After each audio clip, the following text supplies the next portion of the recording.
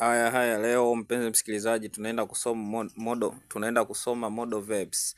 Modal verbs tuna define hapa. Modal verbs are used to express ability, possibility, permission, request, offers and more. Kwa modal verb ni vile vitenzi vinavyoonyesha modalities, yani mitindo mbalimbali, kama vile kuelezea ability uwezo, possibility uwezekano, permission ruhusa, request ombi, offers kutoa offer and more. Kwa hizo ndo modal verb. Mfano wa most common modal verbs in English: can weza, ability uwezo, she can swim, yeye anaweza kuogelea, could possibility uwezekano, it could rain tomorrow, yaweza nyesha kesho, uwezekano, inaweza kanyesha ama isinyesha.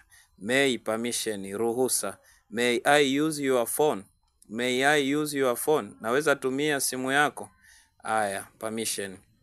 Might possibility, might inatumika kuonyesha possibility. He might be at home, yeye anaweza akawa nyumbani, so that is possibility, anaweza akawepo ama asiwepo.